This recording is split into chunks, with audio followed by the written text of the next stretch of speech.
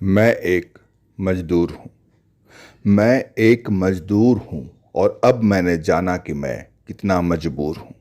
फैक्ट्रियों में काम करते हुए इन्हीं हाथों से जब लोहे को पिघला देता था, इन्हीं हाथों से जब फौलादी इस्पात बना देता था, तब लगता था कि मैं भी मजबूत हूँ। मैं भी इस मजबूती का हिस्सा हूँ।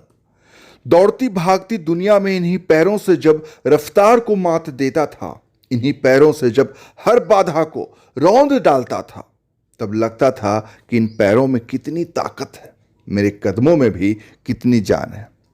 जितना मिलता था उतने में ही गुजारा कर लेता था, कभी थोड़ा कम तो कभी थोड़ा ज्यादा होता था। मिलकर अपने परिवार संग जीवन बिताता था। तब मुझे भी लगता था कि मैं भी परिवार का मजबूत हिस्सा हूं, मैं भी इस देश का हिस्सा हूं। और फिर फिर अचानक से सब कुछ बदलने लगा साहब। मुझसे मेरे एहसास बिछड़ने लगे। जिन हाथों पर भरोसा था मुझे, वो अब झूठे लगने लगे। अपने जिन पैरों पर नाज था मुझे, वो सब झूठे लगने लगे। यही अपना शहर मुझे बेगाना लगने लगा। जिनके लिए अपने हाथों को गला डाला, उनको ही अब ये मजदूर खटकने लगा। दो वक्त के लिए रोटी नमक भी अब नहीं मिलने लगा। जिस परिवार का मजबूत आधार था मैं, वही अब दरकने लगा। बेबस बच्चों की आंखें मुझसे पूछने लगी, लाचार बीवी की आंखें अब झरझर बहने लगी। सभी मेरी ओर देखने लगे, क्या से क्या हो गया ये सब, मुझसे अब पूछने लगे। लगा कि यह जीवन क्या है, लगा कि यह जीवन क्या है, जिन हाथों से हमने इस शहर को रंगीन बनाया था। लगा कि यह जीवन अब क्या है, जिन हाथों से हमने इस शहर को रंगीन बनाया था, आज वही हमारे लिए बेरंग क्यों हो गया।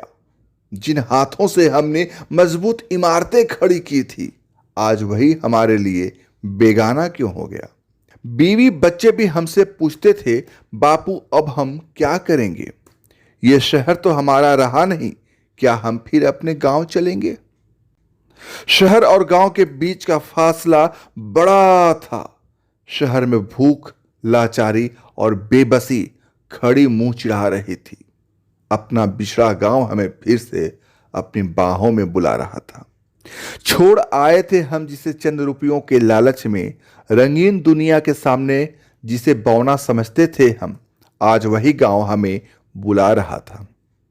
जिस गांव की मिट्टी को बंजर समझ छोड़कर हम इतनी दूर आ गए थे, आज उसी माटी की महक हमें सोंधी लगने लगी थी।